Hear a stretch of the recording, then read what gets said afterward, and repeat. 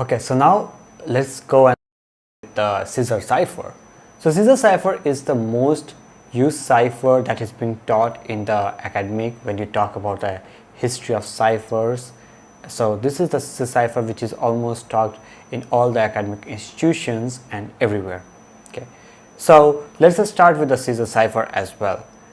In the previous video I already mentioned a bit about the Caesar Cipher, like it's a substitution cipher where you replace one letter with the another letters. Okay, so simply the example which I mentioned previously, like A, let's replace A by B, B by C, C by D, and so on and so forth, right? So ABC can become BCD, something like that.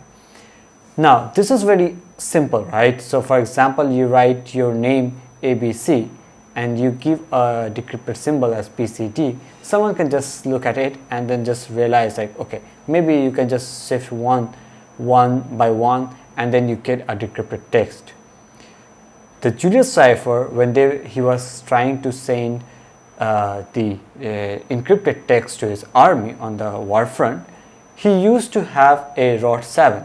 Rot 7 is like the first letter is replaced by the seventh letter as the seventh alphabets. So let's do a similar kind of the similar thing. Okay, and I have written this, meet me after school. Okay, so what I'm going to do is I'm going to convert this meet me after school to and encrypt this meet me after school with the Caesar cipher. So I just copy this, and actually there are tons of online website available who can help you to do the encryption and the decryption of the cipher, so you actually don't need to pay attention towards this. That's what I say, like, in industries it's just about one click encrypt, one click decrypt, that's it. You really don't need to know the mathematics behind that. But then again, now we have understood how we are going to change it, so now let's do that. So I converted this meet me after school, and now I shifted it by 1. You can see the shift as 1. So you see M becomes N, similarly T becomes U, and so on and so forth. So this becomes a ciphertext, right? Now what we can do is we can increase the shift. So it's like 2 is the shift of, again 2 is the shift of like 1 shifted, become O, and E become G or something like that. The scissors, the thing which was used by the Julius Caesar was the 7th one. So he was using a 7th shift. So it's like meet me after, it becomes like TL, LA, and TL, and whatever. Okay. So it's not, you see, if you look at this, it's not really very easy to understand what is actually going on, right, in the first phase. So now there's something else which was formed from this. When you use the shift term, the best way to use is the rot 13, which is very common. Even if you are playing some CTF competitions or something, you actually see this rot 13 very commonly.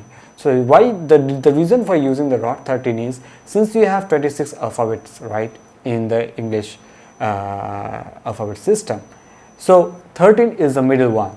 So when you use 14, you use the reverse calculation, that is 12 shift actually from the backward, right? So the best possible shift that you can get is the 13th shift. So 13th shift actually takes a bit more time to encrypt or to decrypt. Okay.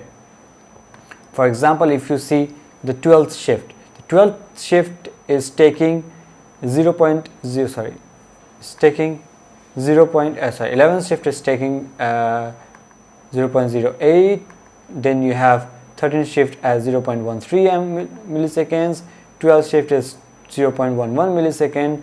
Okay, and as you decrease, the timing also decreases in that particular fashion.